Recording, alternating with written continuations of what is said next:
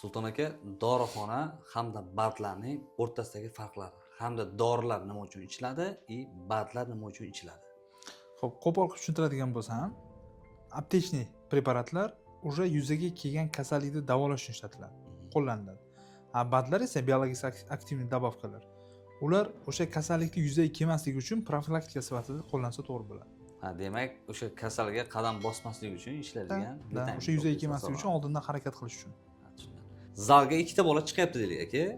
Ikki xil bola, bittasi sport pitaniya bilan, ya'ni bandlar bilan, bittasi sport pitaniyasiz. Sport pitaniya ichmagan bola, ya'ni vitaminlar ichmagan, bandlar ichmagan bola ham progress qilsa bo'ladimi? Yoki faqat progressli sport pitaniya yoki vitaminlar ichgan bola progress qila oladimi? Ya'ni o'zgarish natija qila oladimi? Xo'p, demak, zalda endi boshlagan bola pitaniyasi ham, trenirovkasi ham yaxshi bo'lmasa ham progress qiladi, genetikasidan kelib chiqqan holda. Chunki organizmga trenirovka ko'rinishida yangi nagruzka tushyapti, organizm unga ответный reaksiya beradi. No, уже qanchadir muddatdan keyin 1 oydan 3 oy oralig'ida уже keyin dalish progress to'xtaydi. Уже dalish unga to'g'ri yondashuv kerak bo'ladi. Pitaniyasi, trenirovkasi, uyqusi, gormonal foni. Bizda ko'pchilik o'zini aldaydida, to'g'risini aytsam, masalan, bandlarda, sport добавкаларni birinchi o'ringa qo'yib oladi. Ne, birinchi o'rinda ular emas, birinchi o'rinda pitaniyasi, gрамотно tuzilgan trenirovkasi, uyqusi, ana undan keyin уже gormonal fon. Gormonal fon deganda immuniy steroidlar emas, o'zini endogenniy, собственный xudo bergan gormonlarni to'g'irlash. Ana o'sha birinchi pitaniya, trenirovka, uyquni yo'lga qo'ygandan keyin gormonal fon bilan birga добавкani qo'shsa, уже to'g'ri bo'ladi, честный bo'ladi, o'zini o'zi aldamagan bo'ladi. Sportiv добавкалар uyquni normallashtirishda ham, gormonal fonda ham, trenirovkadan keyin восстановленияda ham ishtirok etadi. Ko'pchilik bizdan so'raydi, sport pitaniya, ya'ni kreatin, L-arginin, citrulin, protein, gainer ichishim uchun analiz topshirishim kerakmi yoki yo'qmi deyshadi. To есть gormonlarga o'zini. Har bitta sportiv добавкani o'zini ko'rsatmasi bor. Misol uchun kreatindan kelib chiqadigan bo'lsak, agar sutishni 5 gramdan 10 gramgacha ichish mumkin, to'g'rirog'i qachonki unda hech qanaqa shikoyat bo'lmasa, ya'ni ko'ngil aynishi, holsizlik, bosh og'rig'i, davleniya oldindan oshqozon ichak holati normallik bo'lsa, o'zida hech qanaqangi tashqi belgi bo'lmasa, qabul qilsa bo'ladi. No, kreatin bilan bitta nyuans bor. Agar kreatinda qabul qilishda sizda buyrak yetishmovchiligi boshlangan bo'lsa, kreatin qabul qilish mumkin emas. Buyrak qanday bilsa bo'ladi, analiz orqali faqat. Buyrak yetishmovchiligi boshlang'ich darajasida hech qanaqa tashqi belgi bo'lmaydi. Odam o'zi bilmaydi. Qachonki organizm o'sha как бы kuchi yetmasa, tashqi belgilar yuzaga kelishni boshlaydi. Boshlang'ich darajasi faqat analizdan aniqlanadi. Ko'p sportsmenlarimiz aka trenirovkadan oldin L-arginin, citrulin, beta-alanin hamda kreatinni aralashtirib ichishadi. To есть ichgandan keyin milliard darajada pumpni oladi. Lekin nima uchun bandlarni to'xtatgandan keyin sekin aktiv bo'lishni boshlaydi? Sportiv добавкалар o'sha kreatin, citrulin, beta-alanin, trenirovkadan oldin ishlaydigan komplekslar ichgan vaqtimizda ishlaydi. To есть uni ichsangiz siz bilan qoningizda 10 yillab qolmaydi u narsa. Ichasiz, ichgan vaqtingizda ta'siri bo'ladi. To есть citrulin, arginin pump beradi, misol uchun kreatin ATP sintezini yaxshilab sizga bittikda повторение kuchini oshirib beradi, misol uchun-da. Xuddi shunday ichishni to'xtatgan vaqtda boyagi effekt orqaga qaytadi, o'shaning hisobiga ozgina o'zida o'zgarish sezish mumkin. To есть kamayganmi? Bandlarni, arginin, citrulinlarni zalga chiqmagan kuni ham bolalar ichib yursa bo'ladimi yo faqat zalga chiqqan kuni ichish kerakmi? O'zi aslida xato ham shunda. Именно citrulinda, misol uchun kreatinda, proteinda misol uchun faqat zalda chiqqan kuni ichish kerak deb o'ylaydi. Ne, unaqa emas, naborot. Agar har bitta добавкani mexanizmini tushunsa, uni qachon ichish kerakligi aniq bo'ladi. Misol uchun citrulin arginin хорошо pump beradi-da. Pump bilan birga nima beradi? Mushaklarga kiradigan qon oqimi ko'payadi. Qon oqimi ko'paygandan keyin muskulga qon bilan birga kislorod, aminokislotalar, glyukoza va gormonlar kirib boradi, anomallik gormonlar. Bu degani sizda trenirovkadan keyin восстановлениеңizni tezlashtiradi. To есть trenirovka qilmagan kuni ham uni ichish kerak. Dam oladigan kun ham. Odamzod o'zidan misol zalga chiqyapti-da, bo'lma 100% sog'lomman degan fikr o'tadi o'zidan. Bu gormonlarga qanchalik to'g'ri fikr yoki noto'g'ri fikr? Hozir yangi chiqqan tekshiruvda statistikasini aytaman. Короче, полностью to'g'ri ovqatlanadi, doim to'g'ri. Полностью to'g'ri ovqatlanib yuradi, lekin trenirovka qilmaydi. Ikkinchi odam uncha ovqatiga qaramaydi, ovqati pala-partish, lekin trenirovkani doim qilib boradi. Mana shu ikkita holatni solishtirganda hozirgi kunda shu narsa isbotlandi, что doim harakatda ko'proq yurgan odam ko'proq yashaydi. Даже pitaniyasi zo'r bo'lmasa ham.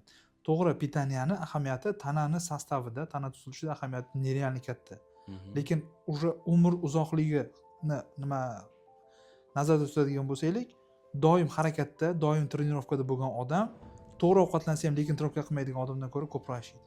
Farma urayotganda qarang, analiz oldin topshirish kerakmi yoki farmakologiyadan keyin analiz topshirish kerakmi yoki ikkalasidan qilish kerak?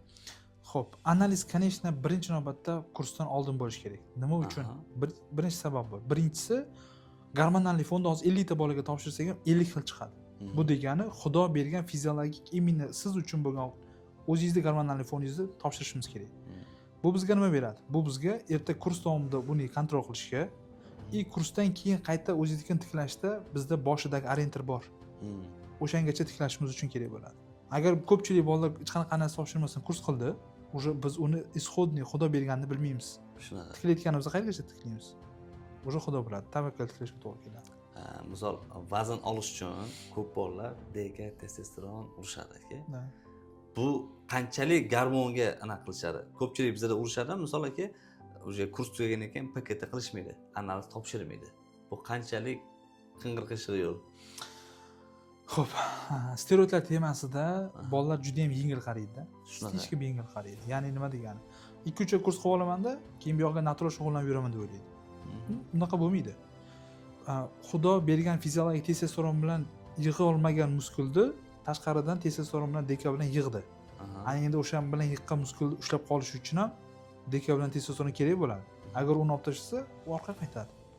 Xo'p, shu sabab bilan misol mana hozir bitta bola deylik, 60 kiloli bola, DK testosteron urdi, 75 kilo ko'tarildi. Zo'r progress bo'ldi.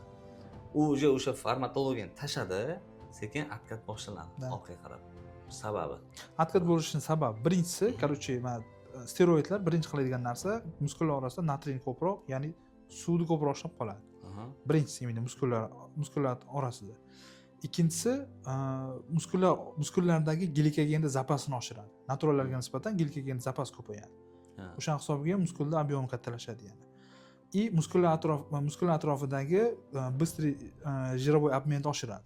То есть buni hammasi muskulni kattalashga olib keladi. Agar steroid to'xtatganingizdan keyin glikogen zapas kamayadi, natriy chiqib ketadi, boyagi energiya obmenda ishtirok etadigan jirlar ketadi, o'sha hisobiga qattiq bo'ladi.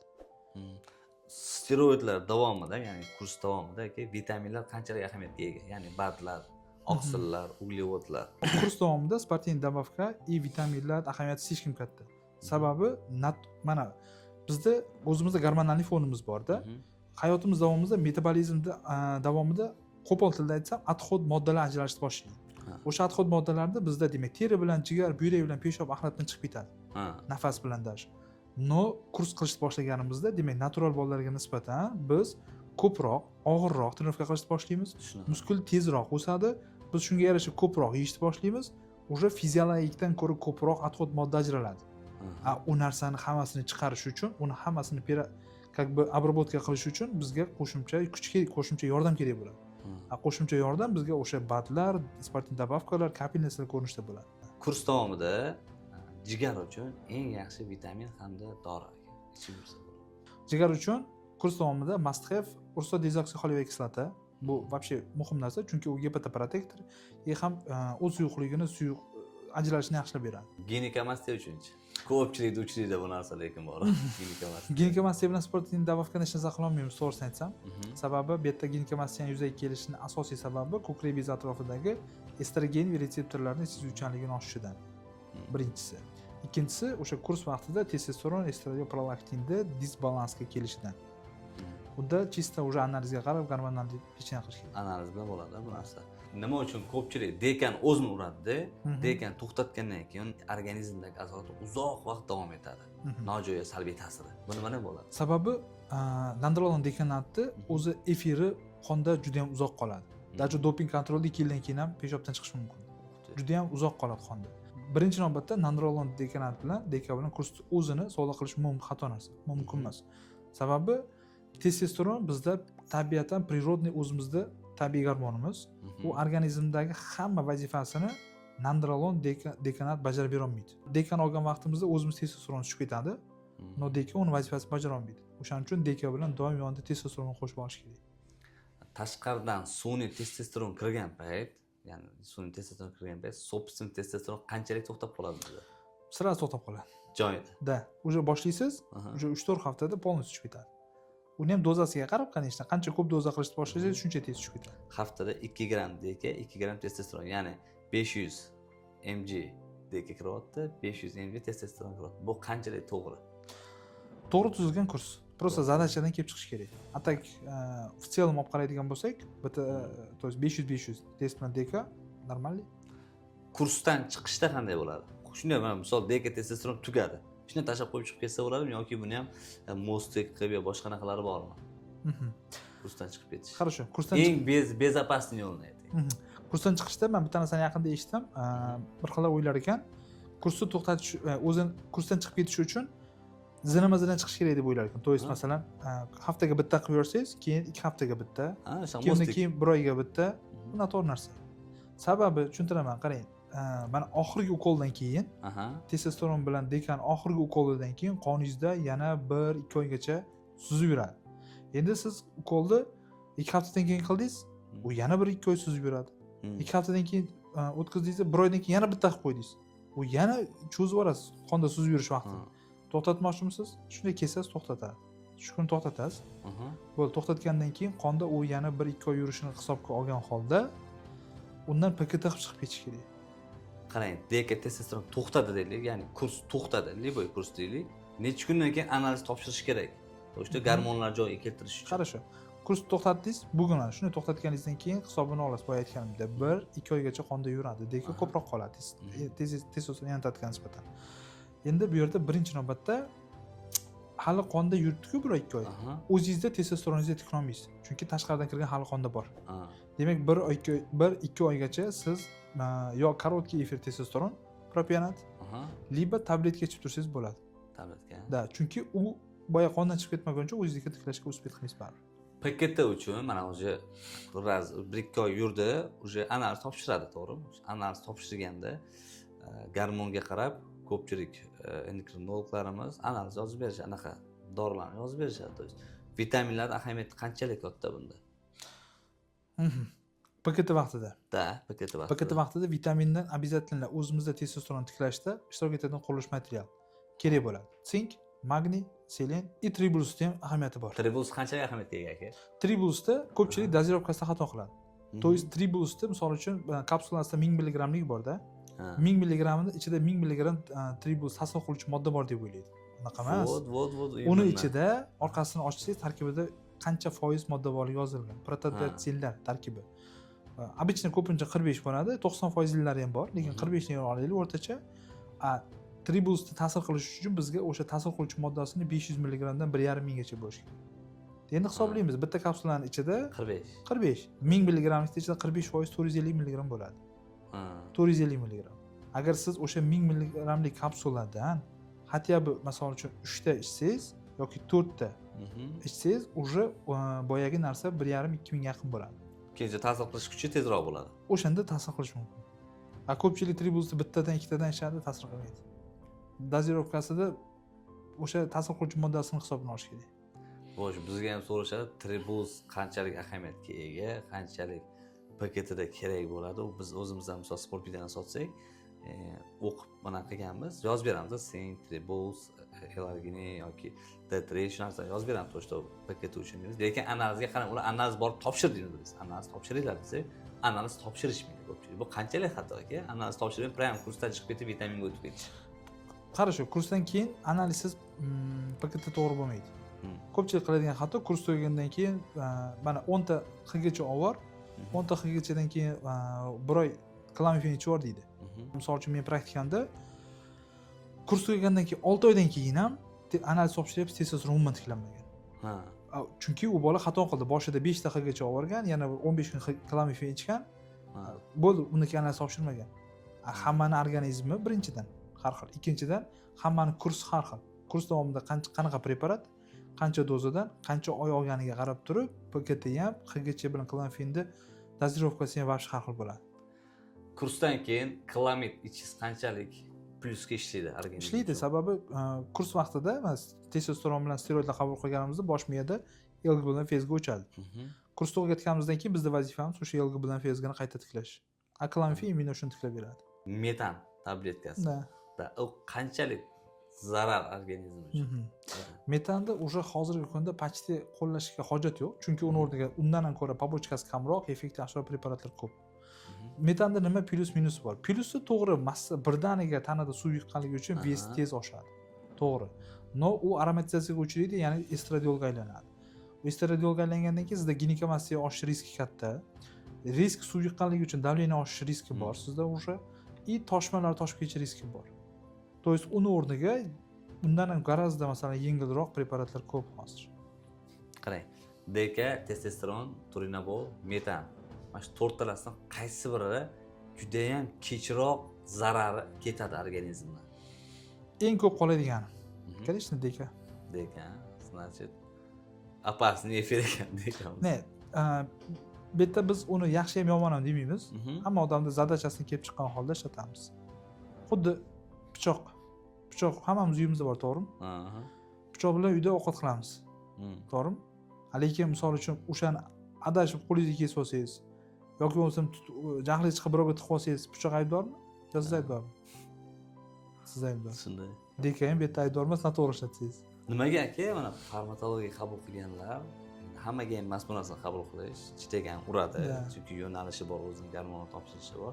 Farmakologiya qabul qilganlarni ayrimlari tana tuzilishi zo'rda, lekin ichki organizmdan ketgan bo'ladi. Ya'ni gormonlar rasm bitta gormon ish faoliyatida ham bo'lgan bo'lsa kerak, analiz topshirib kelganlari. Nima uchun shunaqa bo'ladi ekan? Nimani hisobiga? Kurs boshlagan vaqtimizda polibomi gormonlarda o'zgarish bo'ladi. Tashqaridan kirdimi, o'zimizga o'zi o'zgaradi. Gormonlar xuddi ovoz yozish studiyasida kim bo'lgan? Masalan, qaysidir detaldan olsa, knopkani pastga tushirsa, qolganlari o'ynaydi. Boshqasini ko'tarsa, qolganlari ham o'ynaydi. Xuddi o'shandaqangi bo'ladi. Bizda ham bitta gormon kirdimi, bo'ldi, qolgan gormonlar o'ynab ketadi. Bu birinchisi. Ikkinchisi, steroidlarda umumiy побочный effektlari bor. Почти hammasi qonni quyuqlashtiradi, xolesterinni oshiradi, jigarga, buyrakka nagruzka beradi и toshma toshirish riski bor hammasida. Ko'pchilik farmakologiya olgan bolalar yoki amino hardcore, oddiymiz amino hardcore ichgan bolalar ham bir xillarni badanlari toshma chiqib ketadi. U nimadan kelib chiqadi asosan? Хорошо, kurs vaqtida toshma nima uchun chiqadi? Birinchisi, unutmaymiz, har qanday steroid tabletka ham ukol ko'rinishida bo'lishidan qat'iy nazar, tanamizdagi yog' bezlarini ishini kuchaytiradi. Ya'ni tanada yog' ishlab chiqarish funksiyasi ko'payganligi hisobiga bu yerda ugri chaqiradigan bakteriyaning rivojlanish uchun muhit paydo bo'ladi. Bu birinchisi. Ikkinchisi, kurs vaqtida biz ko'pchilik bola qiladigan xato massa olishim kerak deb pala-parcha yeyishni boshlaydi. Shunaqa. U yegan narsamiz qancha gryazniy bo'lsa, toza, качественный bo'lmasa, u yana o'sha oshqozon ichak va jigar orqali toshmani kuchaytiradi. Качественный deganda shunda to'g'ri ovqatlanish nazarda tutib gapiryapsiz. Качественный deganda fast food, shirinlik, qovurilgan narsalar emas, обычный o'zimizda правильно питание. Ikkita bola bir xil kurs oldi deylik. Bir xil kurs oldi. Nima uchun bittasini ikkalasi ham 60 kiloda, lekin testosteron bir xil kurs oldi-da, lekin bittasini progressi zo'r bo'lyapti, ikkinchisi qolib ketyapti. Bu o'ylaydi, yo meniki значит подделка narsa olib qo'yganman deb o'ylaydi. Bunisi meniki original deb o'ylaydi. Lekin ikkalasi bir xil brend, bir xil firma bo'ladi. Hatto hozir bular sotish zaprishoni, nu oldinlari ko'p bo'lgan, hozir ham xalq orasida yurgan gap bu. Bu yerda ikkita narsaga bog'liq. Birinchisi genetik faktor, ya'ni bizda o'sha testosteron bilan steroidlarni qabul qiladigan androgen sezuvchi retseptorlar bor. O'sha retseptorlar bizda organizmimizda tug'ilgan vaqtimizda har xil bo'ladi. Uni soni, joylashgan joyi и sezuvchanlik darajasi tug'ma hammada har xil. Bu birinchisi. То есть boyagi yaxshi o'sadigan bolada o'sha androgen sezuvchi retseptorlar muskullarda ko'proq bo'lsa, demak u bola muskul tez o'sadi. Ikkinchisi, steroid olgan vaqtimizda u jigar orqali obработка qilinadi. Qanchalik jigar uni sekin obработка qilsa, uni ta'siri shuncha uzoq bo'ladi. Qancha tez obработка qilib yuborsa, ta'siri shuncha kam bo'ladi. Endi keyingisi bu uni rejimni qanchalik to'g'ri tutayotgani. Steroidlar hech qachon ham birinchi o'rinda emas formada. Steroidlar oxirgi o'rinda turadi. Birinchi o'rinda pitaniyangiz, trenirovkangiz, uyqungiz, stressingiz, ana undan keyin steroidlar. Ko'pchilik o'ylaydi, steroid olyapman-ku, bu yog'iga любой narsa massa yig'ishim kerak deb любой narsani yeyishni boshlaydi. И bizda O'zbekistonda men shu paytgacha konsultatsiya qilib kelayotgan bo'lsam, bitta narsani tushundim, bizda O'zbekistonda o'zbek bolalar trenirovkani zo'r qiladi. Chotki, bosadi, jonni beradi. Zo'r. Ikkita narsada xato qiladi. Birinchisi pitaniya вообще dabdala. Chista o'zbekcha ovqatlanadi. Ikkinchisi uyqu. Как попало, любое время uxlaydi, unaqa narsa noto'g'ri narsa. Uyqu qanchalik ahamiyatga ega bo'ladi? Uyquni ahamiyati steroid olsam, uyquga uncha e'tibor bermasa ham bo'ladi deb o'ylaydi. Unaqa emas. Har bitta narsani o'zini ta'sir qilish mexanizmi bor. Misol uchun, uy qurmoqchi bo'lsangiz, sizga nima kerak? Usta kerak, qurilish materiali kerak, to'g'rimi? Ustalar soni bu steroidlar. Qurilish materiali siz yeydigan oqsil bilan uglyvod. Lekin ustalar ishlash vaqti bu sizni uyqungiz. Qancha ko'p uxlasangiz, ustalar shuncha ko'p ishlaydi. Kechki payt misol uyqusi kelmasa, to есть kursdan Ha. uyqusi kelmasa, melatonin yoki ashvaganda yoki GABA ichib turib uxlasa, u narushение bermaydi, ya'ni ziyon minusga ishlamaydimi demoqchiman. 90% uyqusi kelmaydigan bolalarda kunlik rejimi kunlik stressiga bog'liq. Birinchi odam o'ziga chestni savol berish kerak. Ana shu kechqurun uxlamasligim, kechqurun soat 1-2 da uxlashim nima bilan bog'liq? Men pul topadigan ishim bilan bog'liqmi yoki telefon, jo'ra, choyxona, ko'cha bilan bog'liqmi? Shunday. Agar siz pul topadigan ishingiz bilan bog'liq bo'lsa, пожалуйста, uzrli. Chunki hammamiz ham birinchi oilamizni boqishimiz kerak. Shunaqa. Birinchi vazifamiz как бы erkak sifatida shu. Masalan, menda logistikada ishlaydigan bolalar bor-da, konsultatsiyada. Kechga 7 da ishni boshlaydi-da, bomdod to'xlab, ertalab obedda turadi. Lekin ular zalga borib, steroid qabul qilaman deb turib, ishini tashlab keta olmaydi. Shunaqa. Всё. Agar sizni o'sha 1-2 da uxlashingiz pul topadigan ishingiz bilan bog'liq bo'lmasa, qolgan hammasini to'g'rilasa bo'ladi. O'shanda shu melatonin, ashvaganda yoki GABA ichib uxlasa bo'laveradi. 100%. Minusga ishlamaydi organizm. Melatoninda GABAni, PTHTPni, misol uchun, ashvagandani, FTP пожалуйста, bemalol. bemalol.